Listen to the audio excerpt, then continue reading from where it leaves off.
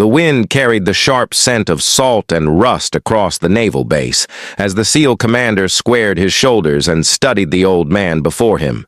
The veteran stood motionless, his hands clasped behind his back as if standing in formation, though his body showed the wear of years spent beneath the weight of service. His boots were scuffed, his jacket frayed, but his eyes held a depth that made the younger man pause for a moment. The commander thought he saw something like recognition flicker in those gray eyes, but he pushed it aside, thinking no old man should wander into a restricted area. The commander asked again in a low voice what his rank was, but the veteran only tilted his head slightly as though the question were not meant for him. The tension between them grew heavier than the humid air that hung above the courtyard. Around them, sailors moved briskly, each one careful not to glance too long at the scene unfolding near the flagpole. Whispers spread quick and uncertain. No one wanted to interfere, but everyone sensed that something strange was taking shape. The commander kept his tone firm, demanding an answer. Yet every word seemed to slide off the old man, as if his authority held no weight.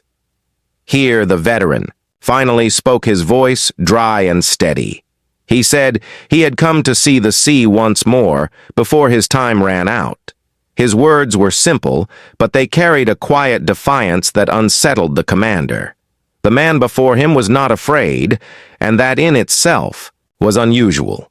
The commander asked for identification, but the veteran's slow hands moved to his breast pocket, revealing a small, tattered envelope, the paper thin as dust. He offered it, but when the commander reached for it, the veteran withdrew his hand, saying that some things should not be read by those who do not yet understand.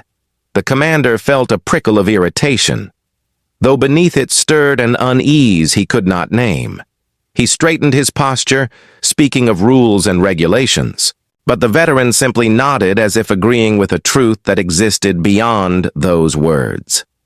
The commander looked past the man to the ocean beyond the fence, where waves crashed softly against the rocks, and for a moment he felt the strange pull of memory, though he could not say why.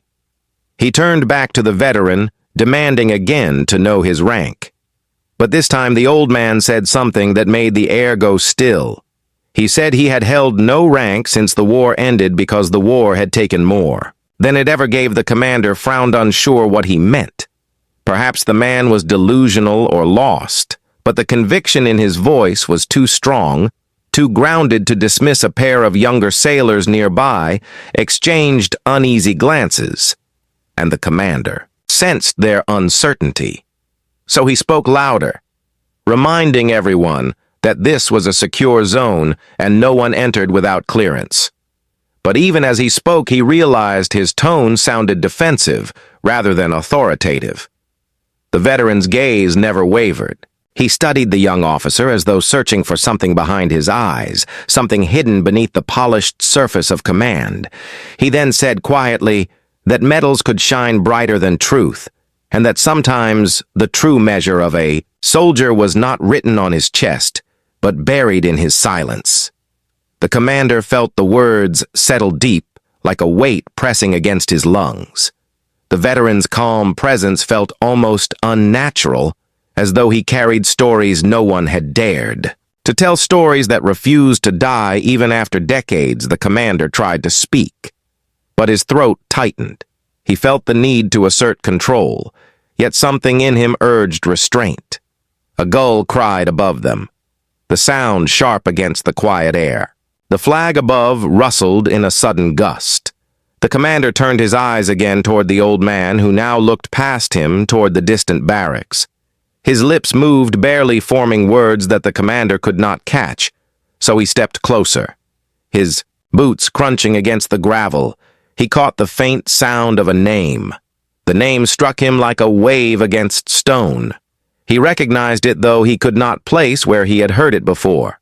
The veteran noticed his reaction and gave a slight nod, as if confirming something unspoken. The commander hesitated, suddenly unsure whether to continue his questioning or to listen. The base around them seemed to fade, the noise of drills, the echo of footsteps. Everything dimmed as though the moment stood apart from time. The veteran said that the name he had spoken belonged to a man who once wore the same insignia as the commander, a man who had fought beside him when the sea was not calm and when orders carried the weight of death rather than duty. The commander felt the back of his neck grow cold, though he kept his face composed. He asked what the old man wanted from him, and the veteran smiled faintly, saying that he had come not to ask for anything but to see whether honor still lived within the uniform. Whether the young still remembered the meaning behind the stars they chased, the commander could not respond. The words lodged somewhere between pride and shame. As the wind picked up again, he felt the first sting of doubt pierce the armor of his certainty. And though he did not yet understand why, he sensed that the old man's presence would change everything that followed. The silence between them stretched like a taut wire as the commander stared at the old veteran, still unable to find his voice. The wind howled across the courtyard, carrying the distant sound of drills and the low hum of engines from the docks. The veteran finally spoke again, his tone slow, deliberate, each word seeming to carry the weight of memory. He said that long ago he had worn the same patch, the same trident upon his chest, but time had stripped away the recognition, leaving only ghosts and scars. The commander stood still, unable to hide his confusion, for there was no record of any living veteran from that era still visiting the base. The old man saw the disbelief in his eyes, and his expression softened as though he understood too well what it meant to live in a world that forgets. He reached once more into his jacket, and this time he did not hesitate. He drew out the photograph, a faded square of paper creased by age. The commander took it hesitantly, his gloved fingers brushing the worn edges, and as his eyes focused on the image, his breath caught the photograph, showed two men standing side by side, both younger, both fierce in their pride.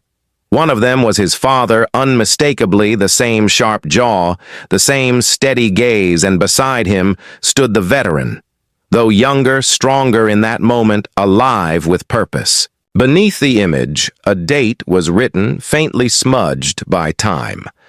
The commander felt the world tilt slightly as he realized what he was holding. The veteran spoke quietly, saying that he and the commander's father had served together in a mission that had never been recorded, because what they had done had to remain hidden to protect the men who never returned. He said the sea had taken them all except him, and the guilt had anchored him ever since. The commander looked up, his chest tightening, his mind racing with questions, but the veteran raised a trembling hand to stop him, saying there were some truths a man had to carry alone because they were too heavy to pass down.